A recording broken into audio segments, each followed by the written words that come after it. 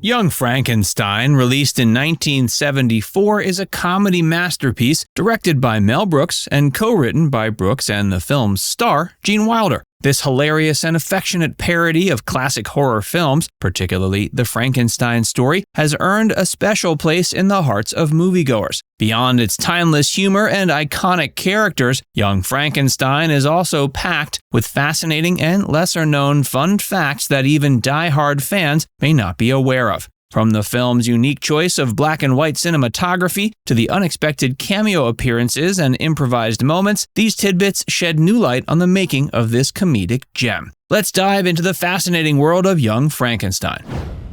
Parody of classic horror. Young Frankenstein was released in 1974 and is a brilliant parody of classic horror films, with a primary focus on the Frankenstein story. Directed by Brooks, the film affectionately pokes fun at the iconic Universal Studios monster movies of the 1930s, particularly James Whale's Frankenstein and Bride of Frankenstein. Rather than merely mocking the genre, the film pays homage to it, recreating the eerie atmosphere and gothic visuals that defined the classic horror era. Gene Wilder's Brainchild. The film's concept originated with Wilder, who played Dr. Frederick Frankenstein. Wilder approached Mel Brooks with the idea and co-wrote the screenplay with him. His passion for the project was evident, and he played a significant role in shaping the film's humor, characters, and overall direction.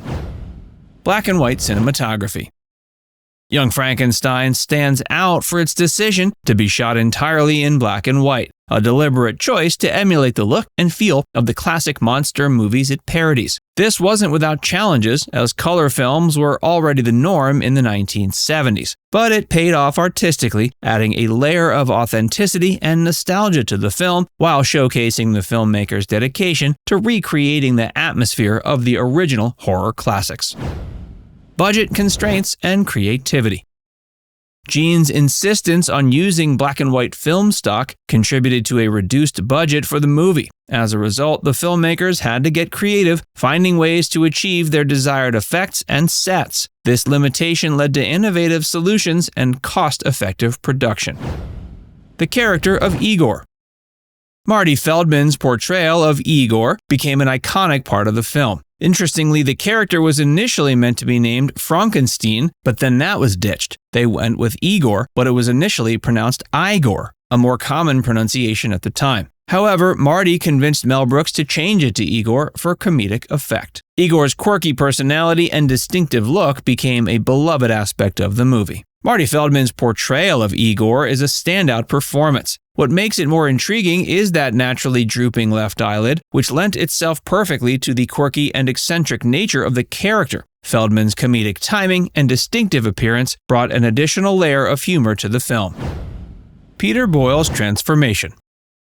To become the iconic Frankenstein's monster, actor Peter Boyle had to undergo a significant transformation. Hours of makeup and prosthetic work were required to achieve the creature's look, and Boyle's physical performance and mannerisms brought the character to life. Despite the challenges of portraying a character with limited dialogue and facial expressions, Boyle's portrayal remains one of the film's highlights, showcasing his dedication and talent. The use of authentic props.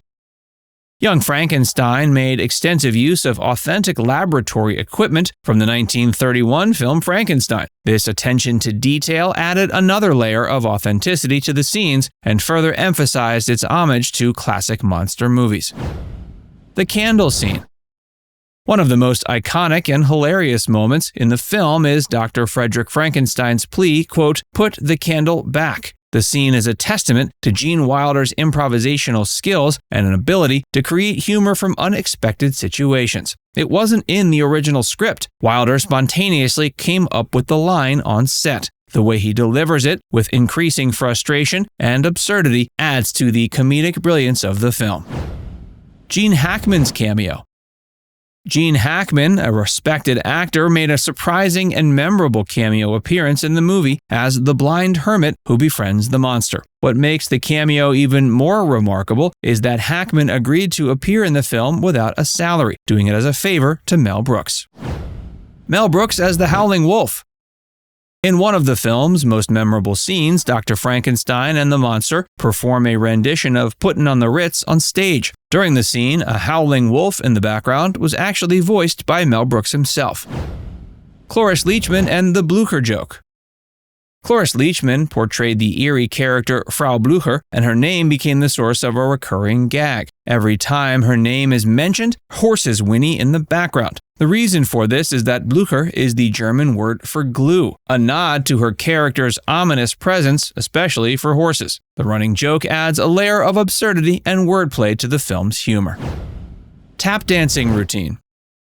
The Puttin' on the Ritz scene is a comedic highlight. What's notable is that Wilder and Boyle practiced the routine in secret, surprising the rest of the cast and crew with the performance. But their dedication to perfecting the scene paid off. John Morris's musical score. The score was composed by John Morris, who had previously collaborated with Mel Brooks on several projects. Morris's music played a crucial role in enhancing the film's atmosphere, capturing the essence of classic horror films while also providing a comedic touch. Box office success and critical acclaim. Upon its release in 1974, Young Frankenstein was both a critical and commercial success. Audiences and critics alike embraced the film for its clever humor, nostalgic references to classic horror films, and the talented ensemble cast's performances. It became one of the highest-grossing comedies of the year. Academy Award nominations. Despite being a comedy, Young Frankenstein received 2 Academy Award nominations. It was nominated for Best Adapted Screenplay for Mel Brooks and Gene Wilder's brilliant script, recognizing their skill in crafting a humorous and affectionate homage to classic horror. Additionally, the film received a nomination for Best Sound, highlighting the attention to detail. Original title. The film's original title was Frankenstein's Baby, but it was ultimately changed to Young Frankenstein to avoid potential confusion. The new title reflected the film's focus on the next generation of the Frankenstein family and their comedic adventures. Adaptations. Young Frankenstein has inspired various adaptations and homages over the years. One notable example is the successful Broadway musical adaptation, which premiered in 2007. The musical received critical acclaim and several Tony Award nominations. Enduring legacy.